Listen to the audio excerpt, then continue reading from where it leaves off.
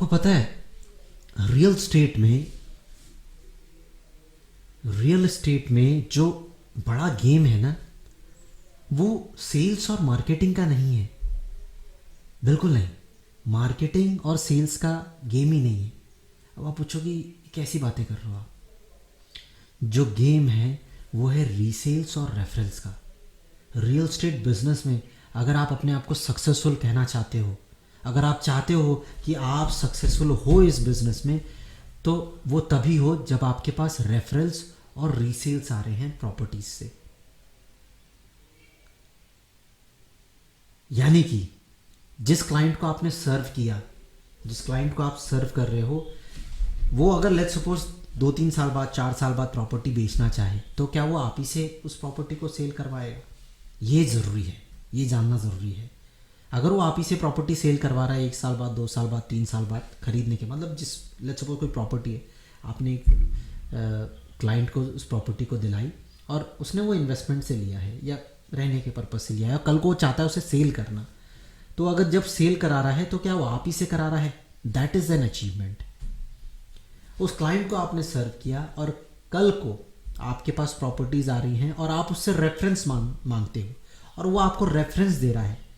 क्या वो आपको रेफरेंस दे रहा है या नहीं दे रहा है? अगर दे रहा है तो वो आपकी अचीवमेंट है। सो रियल एस्टेट बिजनेस में मार्केटिंग और सेल्स बहुत बड़ी अचीवमेंट नहीं है, अचीवमेंट है रेफरल्स और रीसेल्स के। ये चीज़ें मैंने कहाँ से सीखी? 2015 में मैं एक जगह एक इंटरनेशनल कॉल सेंटर में जॉब करता था।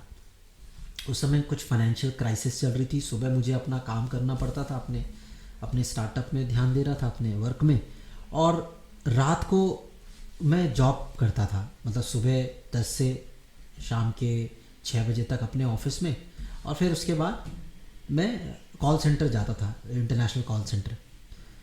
और वो फिर मेरी रात से 8 बजे से लेके सुबह 5 बजे तक की शिफ्ट लगती थी। तो वहाँ पे बेसिकली क्या रहता था वर्क, यूएस के लोगों से बात करनी पड़ती थी, यूएस के क्लाइंट से। उनके कंप्यूटर्स वगैरह ठीक करने होते थे, सॉफ्टवेयर्स वगैरह रिमोटली उन पे ट्रांसफ़र करने होते थे। आई गेस आप में से बहुत लोग जानते होंगे, टेक सपोर्ट बोलते हैं बेसिकली इसे।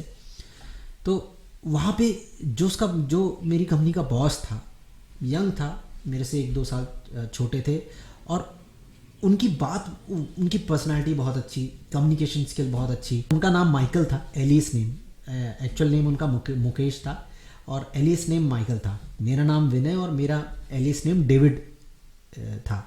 तो वो मुझे कहते थे, तुझे पता है जो मेरा एंड गोल है वो है 1000 क्लाइंट्स बनाना। 1000 क्लाइंट्स ऐसे बनाना, सिर्फ 1000 क्लाइंट्स नहीं बनाना, 1000 क्लाइंट्स ऐसे बनाना जो मुझे रिकरिंग इनकम दे, जो मुझे आने वाले टाइम में, लेट्स सपोज अगर मैं आज उनसे $500, $200 या $600 या $1000 चार्ज कर रहा हूँ, तो अगले साल जब मैं दोबारा उनसे चार्ज कर सकूँ और वो मुझे रिकरिंग इनकम दे। तो इस तरह के क्लाइंट्स मैं अर्न करना चाहता हूँ। जब मेरे 1000 क्लाइंट्स ऐसे हो जाएंगे तो मैं मानूंगा कि हाँ, आई हैव अचीव्ड समथिंग। और यही चीज़ें रियल स्टेट में भी अप्लाई होती है। उस समय तो मुझे वो सुन के बड़ा अच्छा लगा, बट जब आप एक्चुअल बिजनेस में आते हो, जब आप बिजनेस करने लग जाते हो, तब आपको समझ आती है कि हाँ, this is what is needed in every market. Her business में, चाहे वो रियल स्टेट का बिजनेस हो, कोई भी सेक्टर हो, कोई भी सर्विस ड्रिवन इंडस्ट्री हो, वहाँ पे ऐसे क्लाइंट आपके होने चाहिए जो आपको रिकरिंग इनकम दे, जो आपको रेफरल्स दे। वो आपकी अचीवमेंट है। मार्केटिंग, एक्सेसिव मार्केटिंग या एक्सेसिव ब्रांडिंग शुरुआत में अच्छी लगती है, मतलब ये तो एक पार्ट है बिजनेस का, वो आपको करना ही है, बट आपके लिए अचीवमेंट तभी है जब आपको रेफरल्स और रीसेल्स मिल रहे हैं। मुझे उनकी वो बात बड़ी अच्छी लगी और वही चीज़ें मैंने अपने रियल एस्टेट बिजनेस में भी अप्लाई किया, और मैं चाहूँगा कि आप भी उस चीज़ को अप्लाई करें, अपने बिजनेस में स्टार्ट करें। सोचें कि हाँ, मैंने 100 क्लाइंट का टारगेट बनाना है अपना, कि 100 क्लाइंट ऐसे बनाऊँ, अच्छे क्लाइंट तो और भी ज़्यादा बनाओगे, पर 100 क्लाइंट ऐसे हों जो आपको रूटीन में रेफरेंस देते रहें। जब भी आपके पास प्रॉपर्टी हो तो आप उनको बोल सकें कि सर, मेरे पास ये प्रॉपर्टी आई है, अगर आपके पास कोई रेफरेंस है तो प्लीज़ मुझे शेयर कीजिए। इस तरह के रेफरेंस मिले, रीसेल्स मिले आपको, वो प्रॉपर्टी जिसको आपने सेल की है क्लाइंट को, वह आपसे दोबारा सेल करवाए। वो हमारा अपना गोल होना चाहिए, अपना टारगेट होना चाहिए। आप इसके बारे में क्या कहते हैं, प्लीज़ कमेंट करके ज़रूर बताएं, अपने विचार ज़रूर दीजिए। एंड आई होप कि आप अपने बिजनेस में, अपने रियल एस्टेट बिजनेस में ऐसी एफर्ट देते रहेंगे और नई नई ऊंचाइयों को छूते रहेंगे। God bless you.